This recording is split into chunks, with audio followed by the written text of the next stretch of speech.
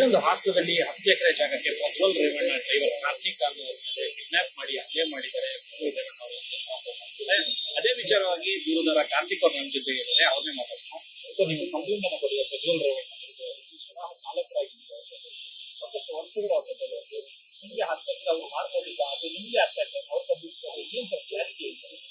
10 ಎಕರೆ ಅದು ನಾನು ಓನಾಗಿ ತಗೊಂಡಿರೋದು. ನಾನು ತಗೊಂಡಿರೋದಕ್ಕೆ ಐಟಿಲ್ ಡಿಕ್ಲೇರ್ ಮಾಡ್ಕೊಂಡಿದ್ದೀನಿ.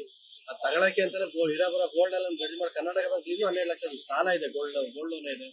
ಅದಾದ್ಮೇಲೆ ನಾನು ಏನು ತಗೊಳ್ಳೋದಕ್ಕೆ ಅಂತೆಲ್ಲ ಅರಿಯೋದಿದೆ ಎಲ್ಲ ಐಟಿ ಡಿಕ್ಲೇರ್ ಮಾಡ್ತೀನಿ. ಅದು ಯಾರೇನು ಕೊಟ್ಟಿದ್ದೀನಲ್ಲ ನಾನು ಪಿತಾಚಿತವಾಗಿ ಬಂದಿದ್ದು ಅಲ್ಲ, ನಮ್ಮ ಅಪ್ಪ ಅಮ್ಮ ನಾನು ಕಷ್ಟಪಟ್ಟು ದುಡ್ದು ಸಂಪಾದನೆ ಮಾಡಿರೋಂಥ ಪ್ರಾಪರ್ಟಿ ಸರ್. ಈ ಪ್ರಾಪರ್ಟಿ ಹಾಗೂ ರೇವಣ್ಣ ಅಂದ್ರೆ ಪ್ರಜ್ವಲ್ ರೇವಣ್ಣ, ಭವಾನಿ ರೇವಣ್ಣ ಅವರ ಜಾಗಗಳ ಅಕ್ಕಪಕ್ಕ ಇದೆಯಾ? ಪ್ರಾಪರ್ಟಿ ಅಕ್ಕಪಕ್ಕ ಯಾಕೆ ನಿಮ್ ಪ್ರಾಪರ್ಟಿ ಮೇಲೆ ಅವ್ರು ಕಂಡು? ಇಲ್ಲ ನಮ್ಮ ಅಕ್ಕಪಕ್ಕ ಯಾರ್ದು ಪ್ರಾಪರ್ಟಿ ಅವ್ರದ್ದು ಯಾರ್ದು ಇಲ್ಲ. ಬಟ್ ಏನೋ ತೋಟ ನೋಡಕ್ ತುಂಬಾ ಚೆನ್ನಾಗಿದೆ. ಮತ್ತೆ ಅಕ್ಕಪಕ್ಕ ಖಾಲಿ ಲ್ಯಾಂಡ್ ಇದೆ, ಅದನ್ನ ಅಕ್ವೈರ್ ಮಾಡ್ಕೊಳ್ಳೋದು ಅವ್ರ ಇಂಟೆನ್ಷನ್. ಒಂದ್ 100-120 ಎಕರೆ ಇದೇ ತರ ಎಲ್ಲಾ ಕಡೆ ದರ್ಖಾಸ್ ಲ್ಯಾಂಡ್ ಗೋಮಳೆಲ್ಲ ಒತ್ತೂರು ಮಾಡ್ಕೊಂಡ್ ಬಂದಿದ್ರು. ಇದೊಂದು ಖಾಲಿ ಉಳ್ಕೊಂಡಿತ್ತು, ಮಧ್ಯದಲ್ಲಿ ನಾನಿದ್ದೆ. ನಾನು ಹೆಂಗಾರು ಮಾಡಿ ಕಳಿಸ್ಬಿಟ್ಟು ಅದು ಅಕ್ವೈರ್ ಮಾಡ್ಕೊಬೇಕಾಯ್ತು, ಅದಕ್ಕೆ ಯೂಸ್ ಮಾಡೋದು. ಅಂದ್ರೆ ನೀವು ಚಾಲಕರಾಗಿ ಅವ್ರ ಜೊತೆ ಇದ್ದು ಆದ್ರೂ ಕೂಡ ನಿಮ್ಮನ್ನ ಗೊತ್ತಿಲ್ಲ, ಕಿಡ್ನಾಪ್ ಮಾಡಿಸಿದ್ರು. ಯಾವತ್ತು ಕಿಡ್ನಾಪ್ ಮಾಡಿಸಿದ್ರು? ಯಾರು ಬಂದ್ರು? ನಿಮ್ಗೆ ನಿಮ್ಗೆ ಕಂಪ್ಲೇಂಟ್ ಏನಂತ ಕೊಟ್ಟಿದ್ರು? ಏನ್ ಸರ್ ಅದೆಲ್ಲ ನೀವು ಕೇಳಿಲ್ವಾ ಪೊಲೀಸ್ ಅವ್ರಿಗೆ? ಯಾಕೆ ಕರ್ಕೊಂಡು ಹೋಗ್ತಾ ಇಲ್ಲ ಸರ್? ಕರ್ಕೊಂಡು ಹೋಗೋದೇ ಪೊಲೀಸ್ ಸರ್. ಅಲ್ಲಿ ಅದ್ ಹೆಂಗಾಗಿದೆ ಅಂತಂದ್ರೆ ರಾವಣರಾಜ ಆಗ್ಬಿಡೈತೆ. ಅಲ್ಲಿ ಯಾವ ಅಧಿಕಾರಿಗಳು ಯಾರ ಮಾತು ಯಾರೇನ್ ಕೇಳೋದಿಲ್ಲ. ಅವ್ರ ಮನೆಯವ್ರು ಏನ್ ಹೇಳ್ತಾರೆ ಹಾಕಿದ್ಯಾರ ದಾಟೋದಿಲ್ಲ, ಆ ಲೆಕ್ಕಾಚಾರದಲ್ಲಿ ಇದಾರೆ. ಹಂಗ ಕರ್ಕೊಂಡು ಹೋದ್ರೆ ಪೊಲೀಸರಾಗಿರೋದ್ರಿಂದ ಕಿಡ್ನಾಪ್ ಮಾಡೋದು. ನಾನು ಇನ್ಯಾರಿಗೆ ಕಂಪ್ಲೇಂಟ್ ಕೊಡ್ಲಿ? IG ಕೊಟ್ಟಿದ್ದೀನಿ, DG ಕೊಟ್ಟಿದ್ದೀನಿ, DC ಅವ್ರಿಗೆ ಮನವಿ ಮಾಡಿದ್ದೀನಿ. ಇದಾದ್ಮೇಲೆ ಇನ್ಯಾರಿಗೆ ಕೊಡ್ಬೇಕು ಅಂತ ಗೊತ್ತಾಗ್ಲಿಲ್ಲ. ಅದಾದ್ಮೇಲೆ ಅಲ್ಲೂ ನ್ಯಾಯ ಸಿಕ್ಕಿಲ್ಲ. ಇನ್ನೆಷ್ಟು ಬೇರೆ ಕಾನೂನು ರೀತಿ ಮಾಡಕ್ಕೆ ಅಂತ ಹೊರಟಿದ್ದೀನಿ.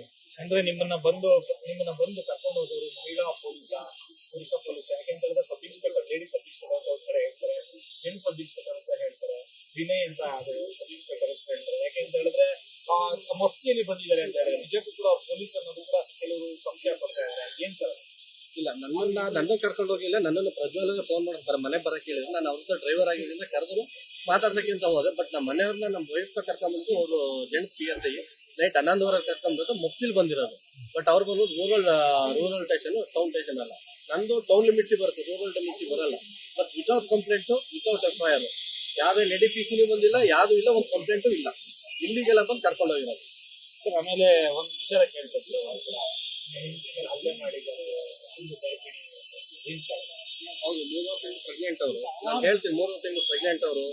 ಅವ್ರಿಗೇನು ಮಾಡ್ಬೇಡಿ, ಅದು ನಿಮ್ಗೆ ಏನ್ ಬೇಕು ಹೇಳಿ ಅಂತೇಳಿ. ಆದ್ರೂ ಕೇಳಲ್ಲ. ನನಗೆ ಹೊಡೆದಿರಿ ಸಾಲದು ಅಂತೇಳಿ ಅವ್ರಿಗೆ ಹೊಡೆದು ಅಲ್ಲೇ ಅವ್ರಿಗೆ ಅಬಾರ್ಷನ್ ಆಗುತ್ತೆ. 2 ದಿವಸ ಆದ್ಮೇಲೆ ಅಬಾರ್ಷನ್ ಆಗುತ್ತೆ. ಅದು ನೋವು ಹೇಳಕ್ ಆಗಲ್ಲ, ಅದನ್ನೆಲ್ಲ ಅನುಭವಿಸಬೇಕು. ಬಟ್ ನಾನ್ ಕೇಳೋದಿಷ್ಟೇ, ನನಗಾಗಿರೋದು ಬೇರೆಯವ್ರಿಗೆ ಯಾರಿಗಾಗಿರೋ ಪ್ರತಿಭಟಿಸಿ ಹೊರಗಡೆ ಬನ್ನಿ, ನ್ಯಾಯ ಸಿಗುತ್ತೆ. ನ್ಯಾಯಾಂಗದ ಮೇಲೆ ನಂಬಿಕೆ ಇಡಿ ಅಂತ ಹೇಳ್ತೀನಿ. ಒಳನಾಸಿಪುರದಲ್ಲೇ ಇರೋ ಅಂತ ರಾಜಕೀಯ ಎಲ್ಲೂ ಇಲ್ಲ. ಅವ್ರ ವಿರುದ್ಧ ಹೋರಾಡ್ಬೇಕು ಅಂತಾರೆ, ಹೊರಗಡೆ ಬಂದು ಹೋರಾಡಿ ಅಂತ ಹೇಳ್ತೀನಿ. ಅಂದ್ರೆ ಹೊಳೆನರಸೀಪುರ ಏನು ದುಬೈಯಲ್ಲಿ ಸರ್? ಯಾಕಂದ್ರೆ ಆ ರೀತಿಯಾಗಿ ಶೇಕ್ ರೀತಿಯಲ್ಲಿ ಆಳ್ವಳಿಕೆ ಮಾಡ್ತಾರ ಅಂತ ಎಲ್ಲ ರೂಲ್ಸ್ ಅಂಡ್ ರೆಗ್ಯುಲೇಷನ್ಸ್ ಇವರಲ್ಲಿದ್ದೇ ಮಾಡ್ಬೇಕಂತ ಸರ್. ಕರ್ನಾಟಕಕ್ಕೆ ಒಂದ್ರ ಸರ್ಕಾರ, ಹಾಸನ ಡಿಸ್ಟಿಕ್ಗೆ ಅವ್ರದೇ ಸರ್ಕಾರ ಆಗುದಿಲ್ಲ. ಈಗ ನಾನ್ ಕಂಪ್ಲೇಂಟ್ ಕೊಟ್ಟು ಇಷ್ಟೆಲ್ಲ ಮಾಡಿದ್ರೆ ನನಗೆ ಎದುರಿಸ್ತಾರೆ. ನಾನು ಪ್ರೆಸೆಂಟ್ ಅಲ್ಲಿ ಲೋಕಲ್, ಬಟ್ ನನಗೂ ಎದುರಿಸ್ತಾರೆ. ನೀನು ಕೇಸ್ ವಾಪಸ್ ತಗೋ, ನಿನ್ಗೆ ಆಗ್ಬೇಕು ಎಲ್ಲಾನು ಅಂತ ಎದುರಿಸ್ತಾರೆ. ಬಟ್ ನಾನು ಲೋಕಲ್ ಆಗಿರೋದ್ರೆ ಎದುರದನೆ ಮುನ್ನುಗ್ಗಿ ಹೋರಾಟ ಮಾಡ್ತಾ ಇದ್ದೀನಿ ನಾನು.